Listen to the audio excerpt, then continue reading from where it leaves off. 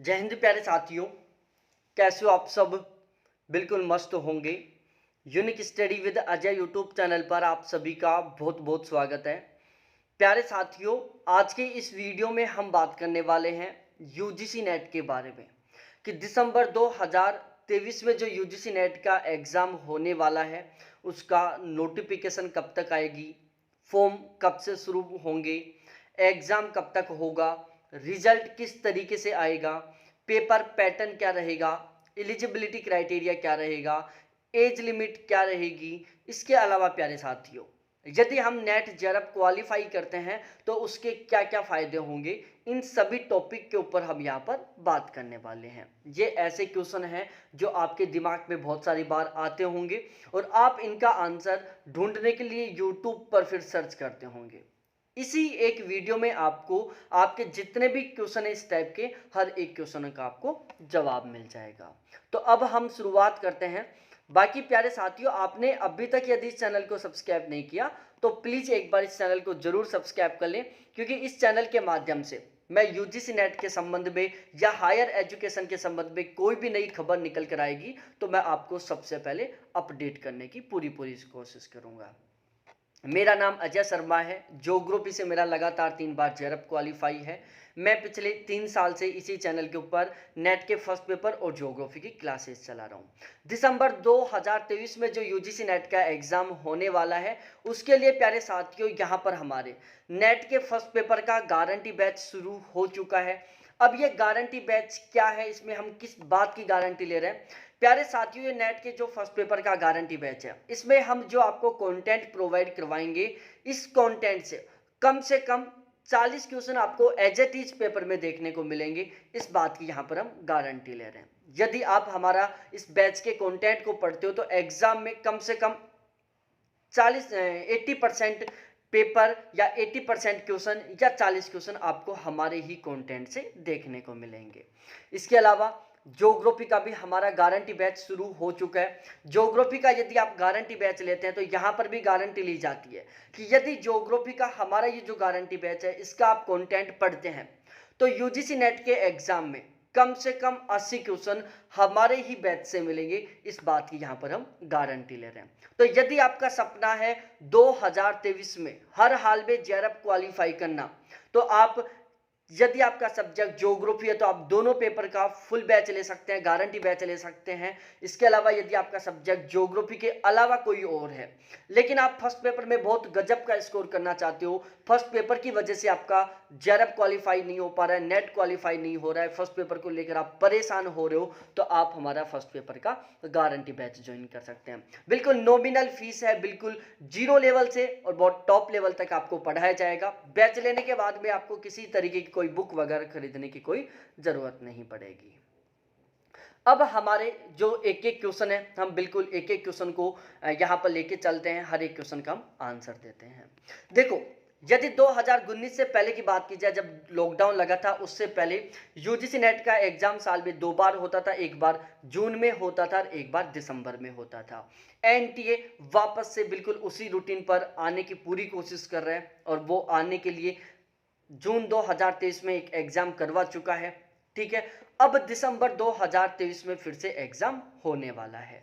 ठीक है, तो दिसंबर 2023 का जो एग्जाम है इसका नोटिफिकेशन आपको लगभग सितंबर में देखने को मिल जाएगा। तो सितंबर में इसका नोटिफिकेशन आ जाएगा। आपके जो फोरम है वो सितंबर से ही स्टार्ट हो जाएंगे। ठीक है, आपका जो एग्ज़ाम है वो दिसंबर में होगा। लगभग आपके पास 6 महीने का समय बचा हुआ है। यदि आप आज से ही तैयारी करते हो तो 6 महीने में आपकी बहुत ही शानदार वाली तैयारी हो जाएगी। आपकी इस तरीके की तैयारी हो जाएगी कि आपका हर हाल में इस बार में जेआरएफ क्वालिफाई हो जाएगा, वो भी बहुत ही गजब के मार्क्स के साथ। उसके बाद में हम बात करें रिजल्ट के बारे में। प्यारे साथियों, रिजल्ट का सीन क्या होता है, देखो, यदि आप नेट जेआरएफ का एग्जाम देते हो तो या तो आपका जेआरएफ क्वालिफाई होता है या आपका नेट क्वालिफाई होता है या फिर आप फेल होते हो। ठीक है, अब जितने कैंडिडेट एग्जाम देने के लिए बैठते हैं उसके टॉप 1% कैंडिडेटों का जेआरएफ क्वालिफाई किया जाता है और जितने कैंडिडेट एग्जाम देने के लिए बैठते हैं उनके टॉप 6% कैंडिडेटों का नेट क्वालिफाई किया जाता है। ये रहा रिजल्ट का सीन। अब आपका टारगेट होना चाहिए कि हमें टॉप 1% में शामिल होना है। उसके बाद हम बात करें एलिजिबिलिटी क्राइटेरिया के बारे में, तो प्यारे साथियों एलिजिबिलिटी क्राइटेरिया यहाँ पर पहली बात, अपेयरिंग वाले कैंडिडेट भी फॉर्म अप्लाई कर सकते हैं। जिन कैंडिडेटों ने सेकंड ईयर में एडमिशन ले लिया है वो कैंडिडेट यहाँ पर 100% एलिजिबल है, या जिनका तीसरा सेमेस्टर है, चौथा सेमेस्टर, वो बिल्कुल 100% एलिजिबल है। अब यहाँ पर जो एलिजिबिलिटी क्राइटेरिया है इसमें आपको मास्टर डिग्री कंपलसरी। अब मास्टर डिग्री में सीन क्या है, यदि आप जनरल ईडब्ल्यूएस कैटेगरी से बिलोंग करते हैं तो आपके मास्टर डिग्री में मिनिमम 55% मार्क्स होने चाहिए, और यदि आप ओबीसी एससी एसटी कैटेगरी से बिलोंग करते हैं तो आपके मास्टर डिग्री में मिनिमम 50% मार्क्स होने चाहिए। अपेयरिंग वाले कैंडिडेट भी यहाँ पर फॉर्म अप्लाई कर सकते हैं। अब बात की जाए एज लिमिट के बारे में, देखो एज लिमिट का सीन ये है, यदि आप केवल नेट के लिए फॉर्म अप्लाई करते हो या केवल असिस्टेंट प्रोफेसर के लिए फॉर्म अप्लाई करते हो तो इसके लिए कोई भी एज लिमिट का क्राइटेरिया नहीं है। लेकिन यदि आप जेआरएफ के लिए फॉर्म अप्लाई करते हो तो प्यारे साथियों इसके लिए एज लिमिट का क्राइटेरिया है, यदि आप जनरल ईडब्ल्यूएस से मेल हो तो आपकी जो मैक्सिमम एज है वो 30 साल है।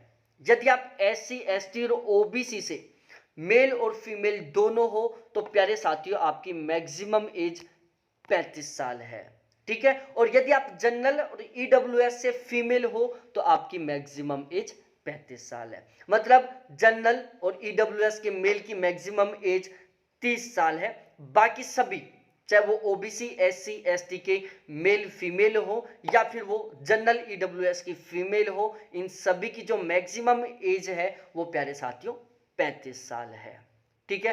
अब आपकी एज कब से कैलकुलेट की जाएगी, जो ये जून वाला एग्जाम हुआ है इसमें जून से एज काउंट की गई है।